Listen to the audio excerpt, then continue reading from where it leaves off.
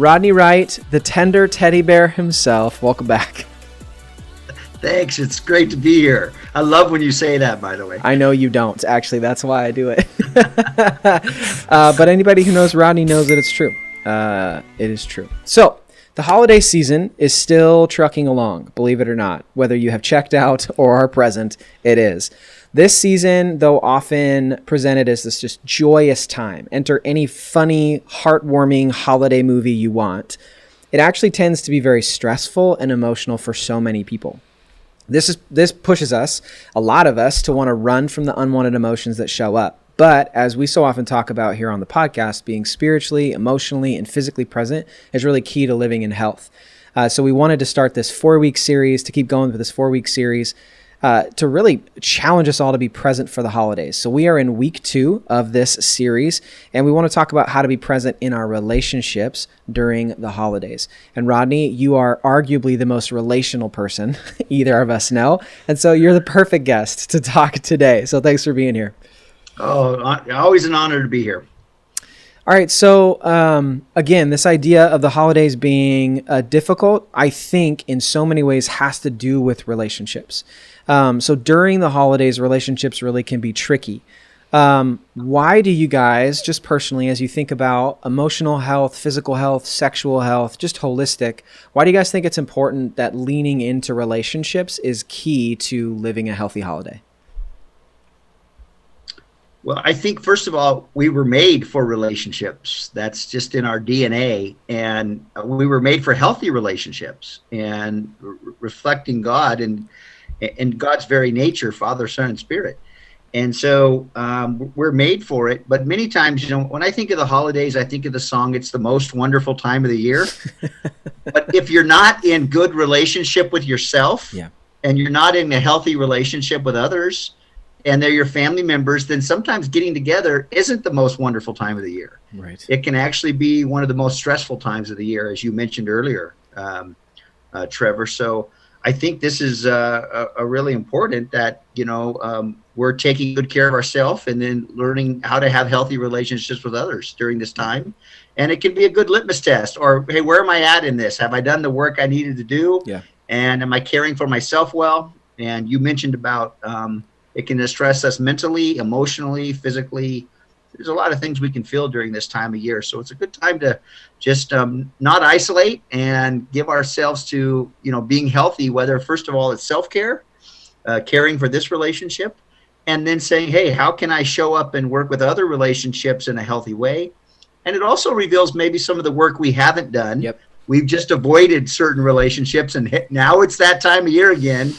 And I'm just going to, quote unquote, put my little time in just to get through this. And I like a quote that says that, the difficulties or losses or traumas in our life that are not grieved or processed, they typically turn into some kind of shame. And we never function well going back into family systems where there's shame or unresolved issues that we haven't just work through with ourselves or others. So that's why I think they can be triggering. Yeah, I was thinking of the illustration of a fire, how fire can be very refining of precious metals. It can make better what's there by burning away what's of unimportance, or things that are less important, fire destroys. And I think holidays do, like Rodney said, reveal what's there. And so if there's healthy relationships, it can strengthen them. We have more time together. We make memories. We create traditions. But where there's unhealth, it actually can expose even more of that. And that, for many people, I think is the danger, if you will, about holidays, where we tend to have time off, there's school off, there's expectation to be in family relationships. And if those aren't healthy, we can have a really negative experience, or even just be trying to avoid and medicate a lot of that time. Yep. So to me, it's kind of the question of how could I look at the opportunities the holiday brings, whether it's in my immediate family, in my marriage, maybe in some extended family, to try to work towards health. And like you're saying, Rodney, that may not even necessarily be with another person, because relationships take two. And if another person, like maybe an in-law or a family member that you have a strained relationship with, if they're not at a place they're really looking to work on that, you may not be able to do much with the relationship, but you could do a lot of work on you and the way that you choose to relate to people, the way that we choose to respond. And so I think it's just an opportune time to look at how am I doing in relationships? And rather than avoiding that and trying to just, drink eggnog and watch football until the holidays are over, how could I allow this to be a time where God leads me into something deeper into myself and with Him? And that to me is the value that can come from a holiday season. Yeah. To what, Rodney, you were saying at the beginning, the litmus test, if you will. I don't even know how to say that word. So maybe I said litmus test. There you go. I don't even know how to spell it. So okay, I'm great. Well, Nick probably does. We'll just bank on him if we ever in a spelling bee. Yes. So I think something I learned earlier this year was that spiritual disciplines in and of themselves, and I think the same is true for recovery work, that is the practice ground. Like the work that you're doing there is almost like the practice field. But where your health actually gets to play out, like the actual game, if you will, in that sense, is actually in relationship. When you're living life, rubbing shoulders with people, having conversations, experiences with other people. And so I thought that was a really good, just a really good reminder for me that if I think I'm quote unquote spiritually healthy or quote unquote sexually healthy because of the work that I'm doing by myself in my workbook or in my study of the scriptures, that actually doesn't mean anything unless it translates to how I perform on the field. Perform's not the right word, but you know what I'm saying, like how I play it out in relationships. And so that's what I like. And I wanted to hone in on that just because I feel like you can get a really clear sense of how you're doing based on how you interact, usually with the people who you know and love the most. So being around your family, being around your kids and your spouse, you're going to get a lot of that during the holiday season, and those tend to reveal what's really going on underneath and therefore reveal health or unhealth. Yeah. Sometimes extended family, our family of origin, can be a source of some of the painful experiences or early traumas that happened in our life. Yeah. And again, if we haven't worked through that and it's unresolved, it just kind of triggers that and reveals all that again. And so it's not even that, too bad you don't have a perfect family. Well, none of us have that, but it's just about you being healthy and making sure you've worked through that process and you're in a good mind space. And, you talk about mentally, emotionally, relationally, all of that is spiritual. Mm-hmm. All of that is seen as our spirituality, that our practices can really reveal that we're ready for that, as you say, game day. Yeah. Yeah. Well, it's good too to reflect on something. And I know Rodney and I both got to learn about this at one of our PSAP trainings, how typically in our society, we've come to define stress as always negative, but there's two outcomes of stress. That there can be distress, which is negative, but there can also be what's referred to as eustress. And don't ask me how to spell that, but it's a phrase that indicates stress that is good. It's tension that leads to a healthy resolve or a way of dealing with it. That's good. And I think that's what we want to see about holidays is there will be stress. There's more activities, maybe more expectations, maybe to-do lists of buying presents or getting to a function. But that stress doesn't always have to be negative if we're able to see it as an opportunity and maybe work towards resolution of some things. So along those lines, as we think about stress and we maybe think about the negative side of what can pull us away from relationships, is there any reason we would avoid certain relationships during the holidays? Is that ever a healthy thing to do? I would say yes. Like you said, some tension is good. Tension on an aircraft causes the lift on those wings, and you get to a higher elevation.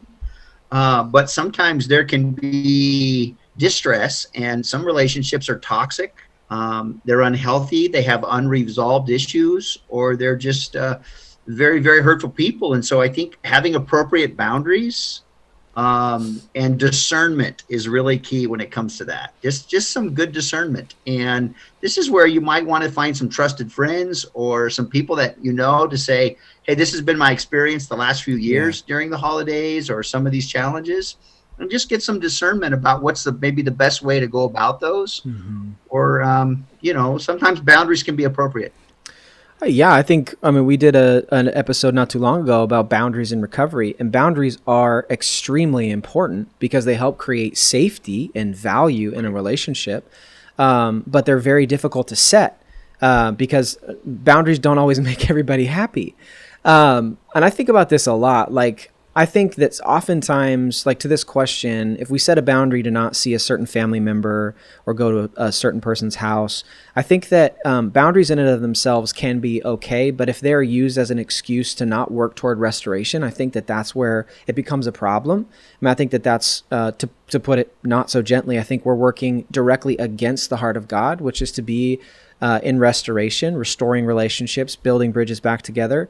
However, if you're the only one who's working to create that restoration, that's where I think boundaries tend to show up, and in very healthy ways. That if I am working really hard to make sure that I'm emotionally healthy and I have repented of what I need to, I've sought forgiveness, I'm trying to be in relationship, but the other side is unrepentant, still is stuck in their thoughts and behaviors, for me, I'm not going to listen, if I'm going to bang my head against a brick wall over and over, I'm going to get brain damage. So like, I don't need to do that anymore. And so I think that, and I don't know how many times, is the perfect time. Like you can still forgive, but not be reconciled in relationship. And I think that that's an okay tension to dance, as long as we know I'm working on being the healthiest, most like Jesus version of myself in this. And if that's not met, then I'm only controlling what I can, which is myself.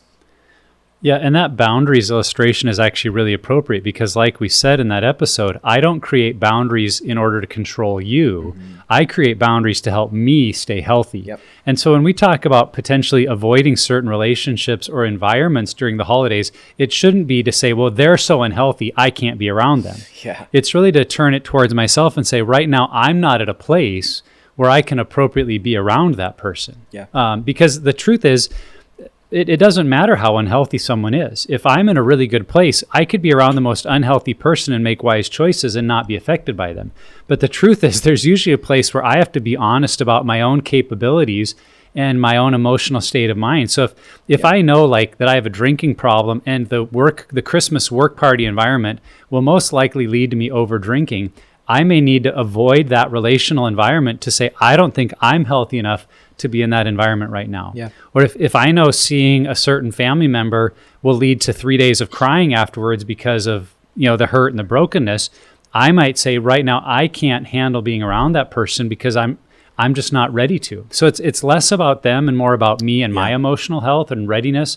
So I think we want to keep that in mind because it's not like, well, I'm just going to cut off relationships with bad people because they're bad. Right. But just have that honest assessment to say, for me, for my family, for my kids, for my marriage, what do we need in order to stay healthy and to have an enjoyable holiday? And if it means there are certain people we're not ready or able to be around right now, that's not a black mark against them. It's just self-awareness. It's good self-awareness to say, we're going to have a better holiday if we don't go to that party. Totally. And so let's just be honest and figure out an appropriate way to remove ourselves from that and look at guarding. This is the last thing I'll say. Look at guarding our most important relationships. Yeah. Because if I'm sacrificing something with my wife or my kids by going to a certain function or family gathering, then I'm not guarding the right relationships. I'm actually putting like an extended family member above my wife or kids. Yeah. So as much as possible, these should be conversations to say, for us as a family, what will help us have the right kind of holiday that we want? And if that means avoiding certain people or circumstances, then you're doing it for the right sort of reasons. Yeah. I think another just like practical tip I'd give for this specifically is I would involve the input of someone else before making a decision about those boundaries, mostly because your decision to place a boundary or a brick wall, whatever you want to call it, could actually be negative and just completely emotionally driven. And so I think that inviting input from your spouse or maybe an unbiased third party, maybe a group member, maybe your mentor or pastor, something like that, I think can be really helpful because they may ask questions and reveal that I'm actually just being protective and selfish rather than actually drawing a boundary that is for my benefit. And so I think having someone just to be able to speak into it, it could be really helpful. And Trevor, let's just talk about that from the perspective of those of us that are in recovery and maybe our journey has caused pain to others. So we have family members that are maybe setting a boundary against us for their benefit, right?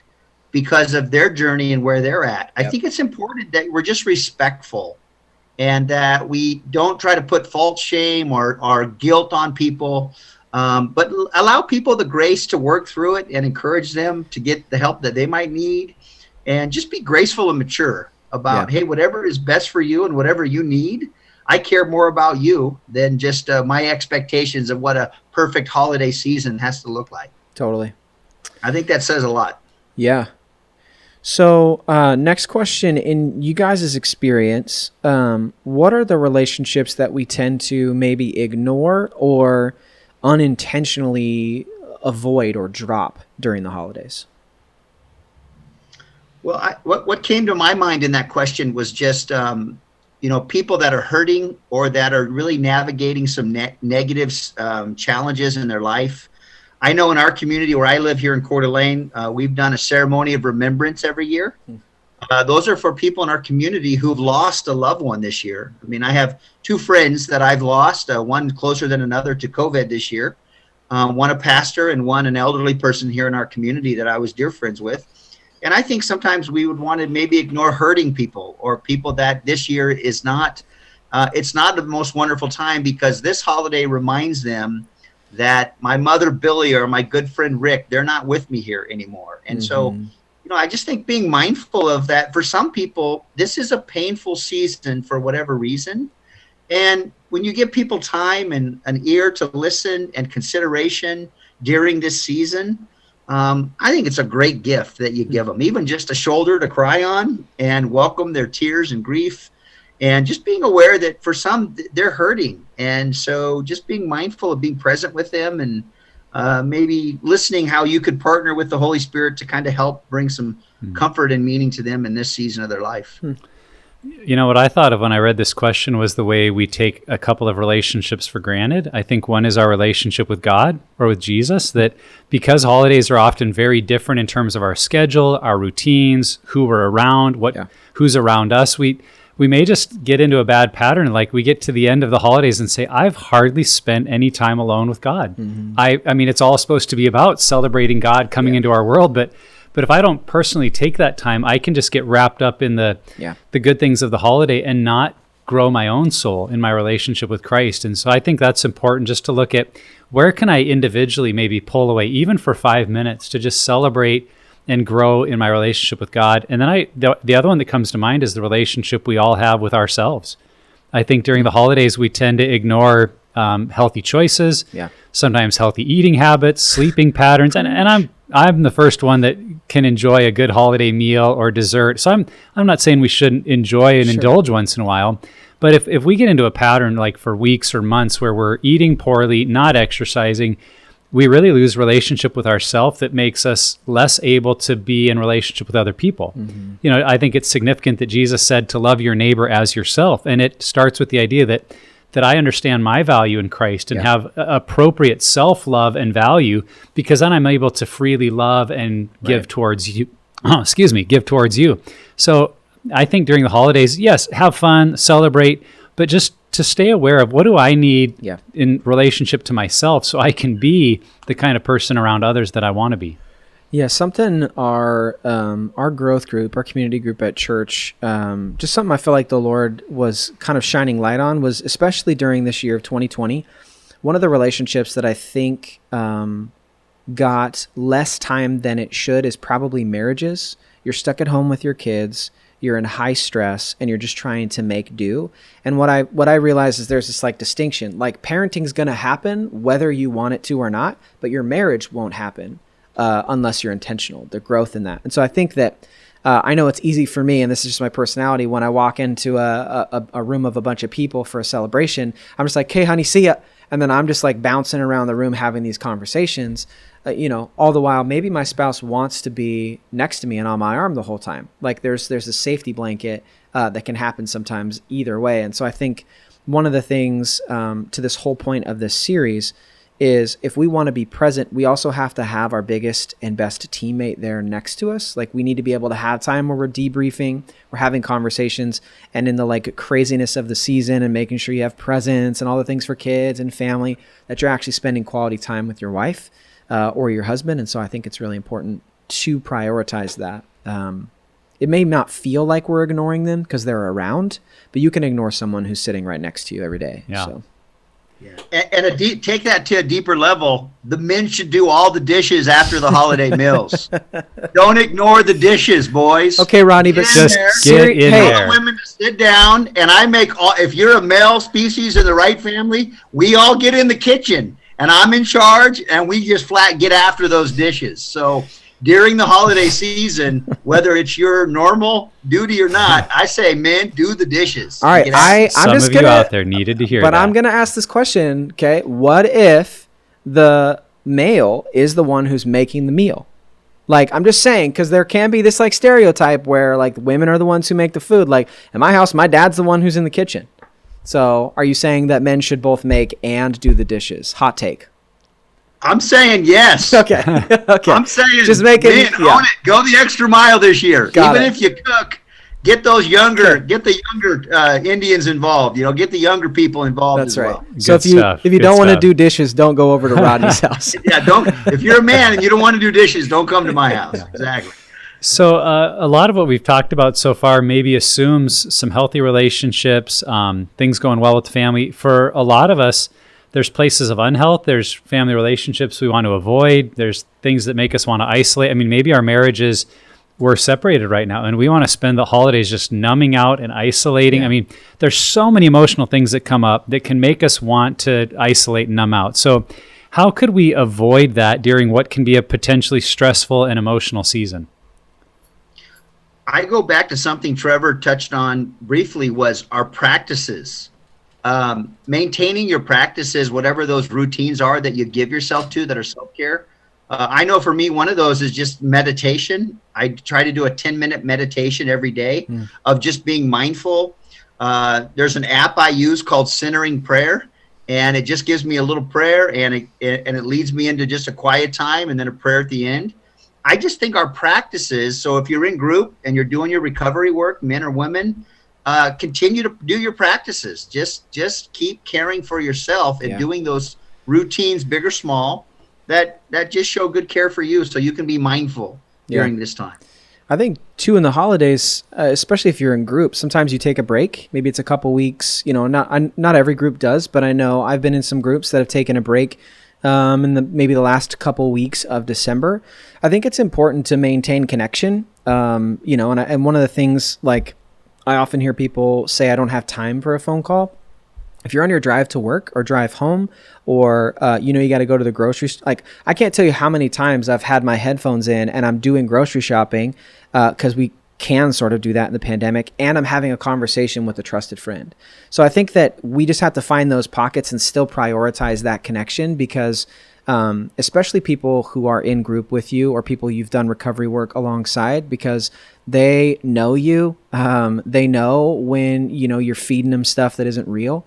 And I think so. It's not just a, hey, bro, how you doing? You catch the Packers game last week. It's not that. It can start with that, but it needs to get into, like, how's it going on the home front? Where are you and your spouse at? How are the kids? What is work like? How's the emotional, where's the stress at? So I think that having those conversations and connections is important, especially during this time of year.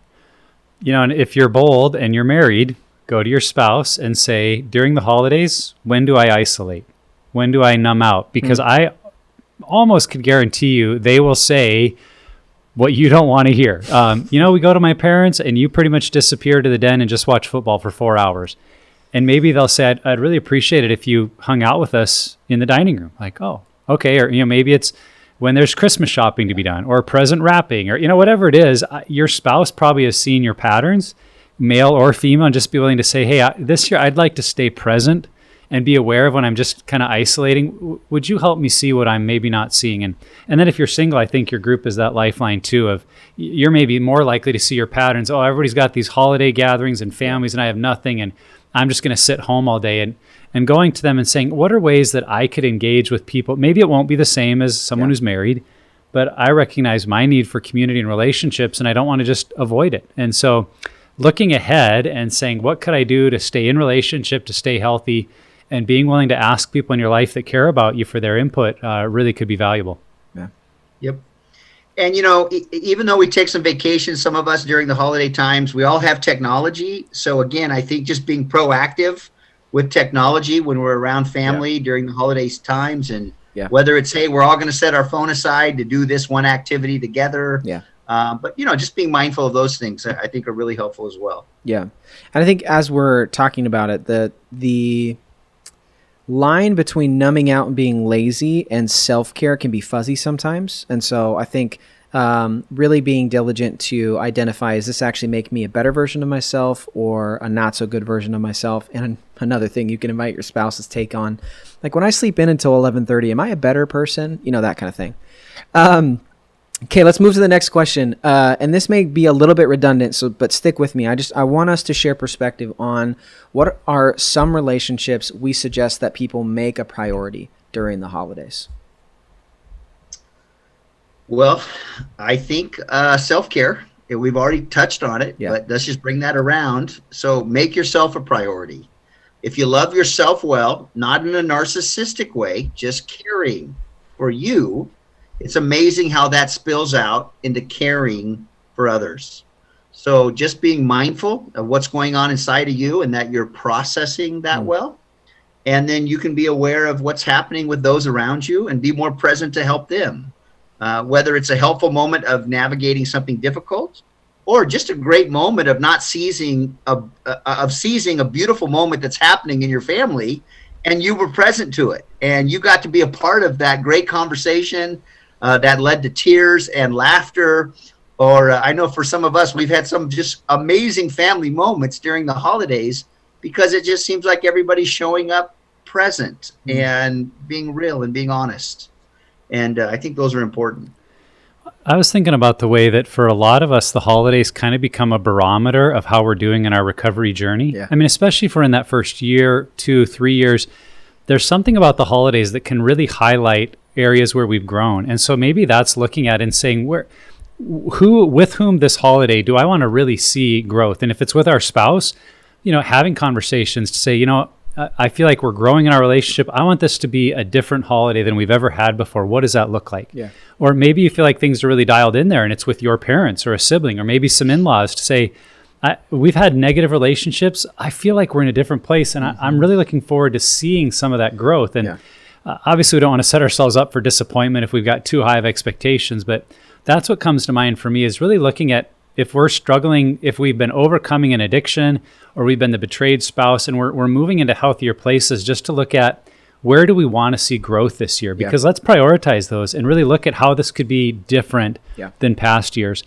The other thing that comes to mind, this is a little habit that when I've remembered to do it, I think is a difference maker. But if we're a parent, going to your kids and asking them for input to say, what would make this holiday or vacation or break or trip or whatever you're doing that's maybe unique, to say what would be special for you?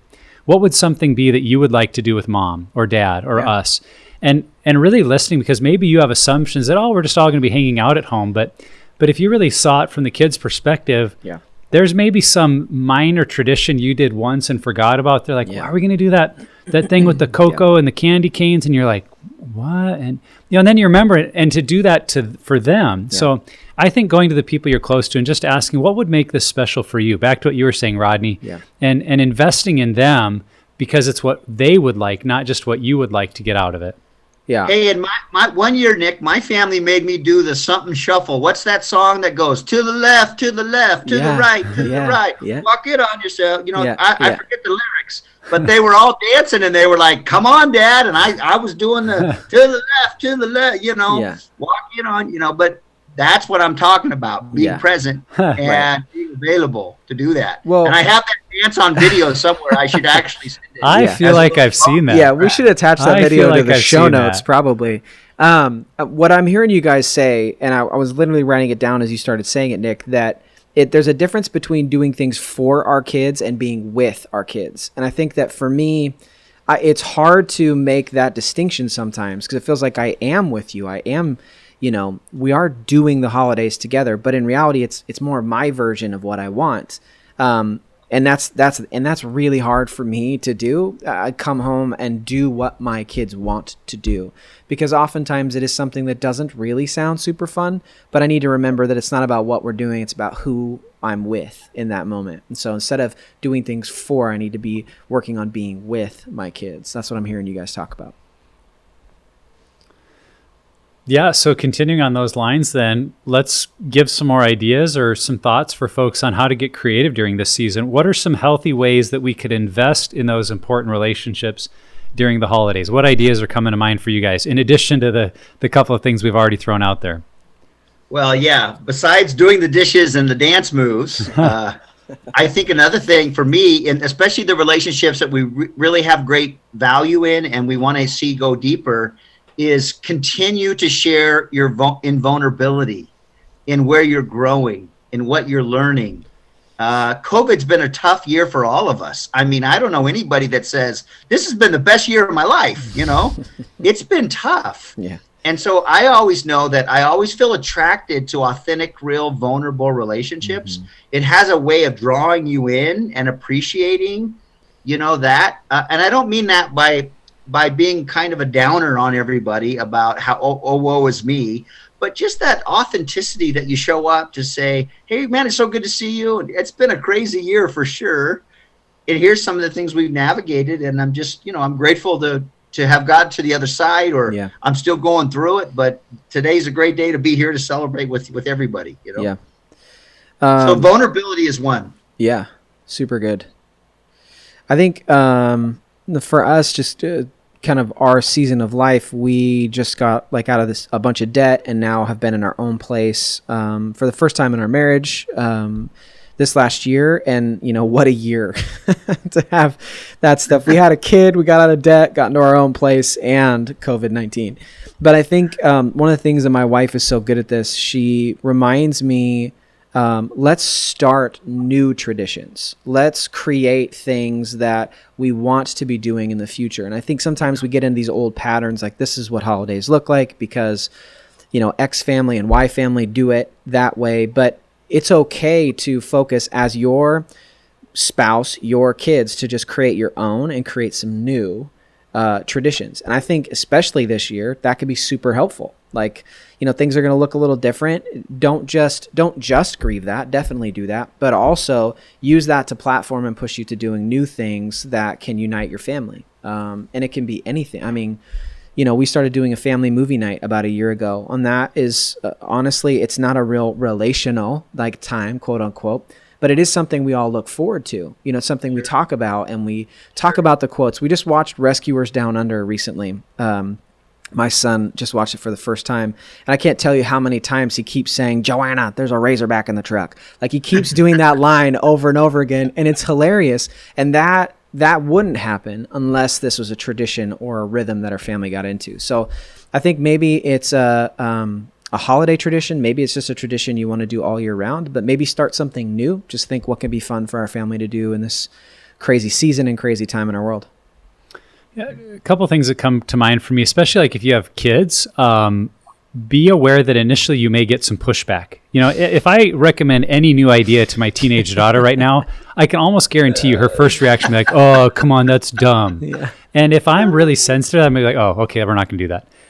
But if I'm aware, initially my kids aren't going to want to do this, but if I'm positive, hey, let's just give it a try. We're just going to do this for an hour. It's something fun we're going to do. I'm amazed how often the outcome is people had fun. They talk about it later. It's their favorite memory. And you're like, do you remember you didn't want to do it the whole time you were complaining? And so be aware that you might have pushed back initially, but just keep going. Now, I mean, you don't want to be a pain and just force someone to do something, but try to get people to go along with you. And second, I think manage your expectations, because that is another challenge when we're doing something fun or different. If it goes poorly, just be okay with that. That's part of the experience. If you tried to do something as a family and it was a train wreck, that will actually be the funny story 5 years down the road. Totally. So keep lighthearted with your expectations. Yeah. And then the other things that come to mind is just try to find the things that you do enjoy doing that maybe you've just done alone or with one person, and try to build on them. So simple example, I do love the college football bowl season. That's a very me thing. But I got to thinking, how could this include others? Well, there's all these college football pick'ems, and my kids and my wife could care less about college football. But when I said Dad's buying a $20 Starbucks gift card for the winner of the bowl pick'em, Boom. They were all in, and we had so much fun with that. And my wife slaughtered me. I mean, here I've followed college football. Gosh. She just randomly picking was like one that's year the she was best. like 17 for 18 at one point. It was scary. That's amazing. But it turned what was usually just dad sitting by himself watching a game here and there into Right. my kids going, "Oh, who's winning? And who did I? Oh, I picked Washington." And it was, I'll be honest, a little self-serving. But it was Sure. cool the way it turned into something. And so I'm just thinking also about, like, I know one of my sons really likes Legos. And so this year, why not do like a family Lego thing where we've got 1 hour to build a Christmas scene and get the whole family, because we got Legos everywhere. Like, so those You are the too? kind of things you Yeah. could take something that probably during the holidays, my son and I would build Legos, just he and I. Well, what could we do to build on that and make it a family thing, turn it into something fun? That's where I'd use your creativity and kind of say, what do we already do, and let's build on it. That's cool. Yeah. Those are great ideas. I really like that. You know, we play a game called Left, Right, Center. I don't know if you've ever played that game, but it's a really fun game with some dice. And we just have a dollar yeah. in. We'll have to put And the it's a fun instructions game. to that The game kids on the can- podcast. Yeah, the kids could win $1 or a couple bucks at the end of the thing, and man, for the winner to get $30, this is like, Yeah. Right. it's a big deal. And if an adult wins, we just put it back in the pot and play another round, Yes. But if the kid wins, it's over. So just to be clear, Pure Desire is completely condoning betting and gambling In as a fun. family rhythm For relationships. and $20 to Starbucks. and manipulation and that's manipulating our kids to get into college football. That's Yeah, right. exactly. That's right. I mean, there are worse things that's for great. sure. Okay, so I want to just say this real quick, Yeah. but I like, Nick, what you said about expectations. And I have a friend that says, if you can let go of expectations and live just with expectancy, what could come out of this beautiful moment? And I think sometimes expectations is where disappointment happens if they're not right to our where we think everything should be. Yeah. Whether that's how the meal turns out or how long someone stays or, just whatever it may be. Just be aware of that. That could lead to some real disappointment. Yeah, that's good. Well, guys, let's wrap up our time. Just think through what would be some final encouragement that you give our listeners regarding being present in this difficult and often difficult relational season for so many people. What would be some final encouragement? Well, I just say when you do the dishes, don't put them away where they go. Just put them in random spots, because then they realize, you're not real good at this. I'm just trying. So you get fired for the rest of the year, huh? Yeah. No, I just think a lot of things have been covered. Be nice to yourself. Yeah. And if it's a difficult time, before you even go to that home or with those family members, reach out to somebody and talk it through. Yeah. Process it. Don't feel like you have to carry all that anxiety alone. Yeah. Don't hold it the whole season. Yeah. Recognize it and then say, hey, to somebody, could you help me with this? Because here's been the challenge. I think, Trevor, you mentioned that earlier in our conversation. Yeah. It's so helpful to do that. Just be nice to yourself and get the help you need to prepare for this season. Rodney, you're to me what we talked about, practice, game. That's almost like the pregame speech. Like, I think about how often you're going to something family related and you're sitting with your spouse in the front seat. That is a great time to have those like pregame conversations. Okay. Right. What is our strategy when we go? What time are we leaving? What's the code word if things go south? How many drinks are you going to have tonight? How many am I? Who's driving home? And it can be playful and fun, but also can be very strategic. Like, we know walking in, this is the perspective and the attitude we want to bring. And we know that if things get to a certain point, we both have agreed on, okay, that's when we'll connect. I'll give you that look. I'll touch your leg twice, like whatever it may be, to, okay, this is difficult for me. But you walk into it feeling united. And then I think that when you walk into something united, you're much more likely to walk out united. But if you walk in separated, it's going to be tough to unite during and walk out. So I think that's great. I would just like pregame it, have that pregame conversation. The thing that comes to mind for me, I think especially with relationships, the way that we have good intentions and then don't really do anything. Because it's like, maybe we're listening to this podcast thinking, man, I'm going to go be better at relationships. Like, okay, Like High how? five. Right. And I think about how Heather's talked about goal setting on the podcast many times, Yep. and it really needs to be something like 3 goals at a time. Otherwise, your brain just can't focus on them. So my advice for every listener would be identify the 2 or 3 relationships or the 2 or 3 steps would be helpful, and just focus on those. So maybe you're saying, I'm going to work on my relationship with my spouse, and maybe there's a certain family member and a friend. You're like, there's 3 people, and I have some ideas of what I want to do for all 3 of them. That would be progress. Or maybe you're thinking, I've got a week off during Christmas, and there's 3 things I want to specifically do with my family. Yeah. And write them down. Because I think if we can narrow this broad, be better at relationships, Right. down to specifically what does it look like for me, and something that's realistic that I could actually work on a relationship in that way. I mean, even something as simple as saying, I haven't spent much time with my 12-year-old daughter. I'm going to take her out for a breakfast on the week that I'm off work. Mm-hmm. And if you could do that. And if you did, you'd probably look back and go, man, that was a really special time because I made it happen. So it's sometimes those little things, but being intentional to keep it to a number that we can actually accomplish. And, if you pick 2 or 3 things and you've got those done and it's only mid-December, then pick something else. But really try to narrow down this vague relationships thing to say specifically of all the ideas Rodney, Trevor, and Nick just threw out there, what does it look like for me? Write those down, and then with the help of the Holy Spirit, get to work on them and see what God does. Yep. And I think that that's such a key part too, is trust that God's going to bless the work that you're putting in. That because you may put in that time and it's not reciprocated, or your spouse didn't get a lot of sleep last night, or had a rough emotional experience when you were at that event, or, it's not always going to work out, but you can only control what you can control, which is yourself. And so put that work in. And I love that. Allow the Holy Spirit to be the one who brings about the fruit from the work. This season can be difficult, but we just be present. Be present, be present, be present.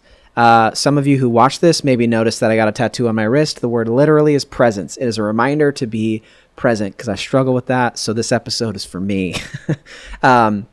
It's one of the best ways that you can move forward in your health is just being present. In relationships, as we've talked, is a really easy place to avoid, to isolate, to ignore, to step away from. But God, as Rodney said, made us for relationships, even when they're tough. Not just when they're good, even when they're tough. So whether it's sexual, relational, emotional, or physical health, being present for the holidays is essential to maintaining our health for the long haul. Rodney, thank you for being healthy, and thank you for spending time with us. Love you guys. Nick, tell your boys to go with the Ducks for the Pac-12 championship. I would recommend that. All right, will do. Will do. Awesome. And wherever you're at on your journey, Pure Desire is here to create a roadmap for your healing. If you or someone you know is looking for help, go to puredesire.org and start your healing journey today. If you haven't subscribed to the podcast, just do it, please, for me. And write a review. Yeah. That'd be great. And we love you guys that listen to these podcasts. And listen, I know it's Christmas time. This is a wonderful organization to partner with and give. We're doing tremendous work here. And I'm telling you, you want to be a gift. This is a great way to give and make it possible to help other people. So on behalf of Nick and Trevor and Rodney, God bless you and have a wonderful Christmas holiday season. Amen to that. Amen.